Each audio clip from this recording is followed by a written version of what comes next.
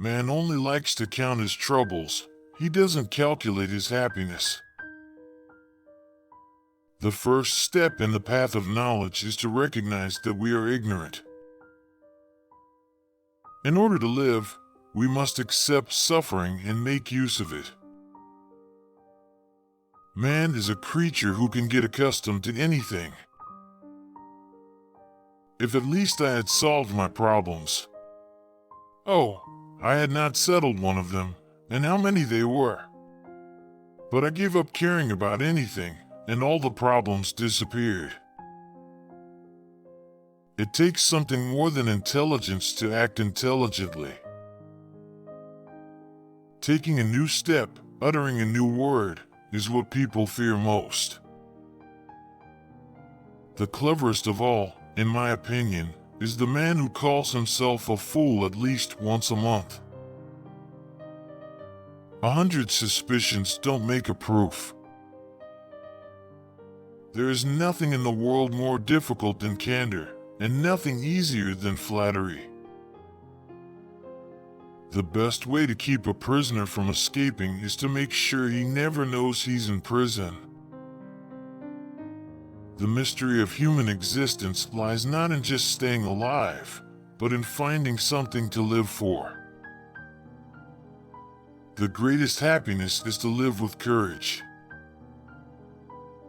A dream! What is a dream?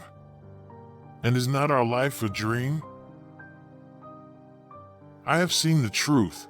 I have seen and I know that people can be beautiful and happy without losing the power of living on earth. I will not and cannot believe that evil is the normal condition of mankind. The more I love humanity in general, the less I love man in particular. What is hell? I maintain that it is the suffering of being unable to love. To live without hope is to cease to live. To be acutely conscious is a disease, a real, honest-to-goodness disease. The degree of civilization in a society can be judged by entering its prisons. The second half of a man's life is made up of nothing but the habits he has acquired during the first half. The greatest happiness is to know the source of unhappiness. To go wrong in one's own way is better than to go right in someone else's. People speak sometimes about the bestial cruelty of man, but that is terribly unjust and offensive to beasts. No animal could ever be so cruel as a man.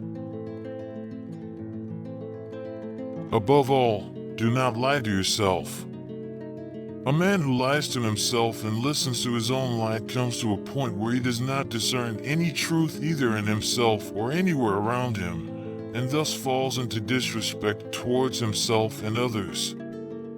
Not respecting anyone, he ceases to love, and having no love, he gives himself up to passions and coarse pleasures in order to occupy and amuse himself, and in his vices reaches complete bestiality. And it all comes from lying continually to others and himself. A man who lies to himself is often the first to take offense.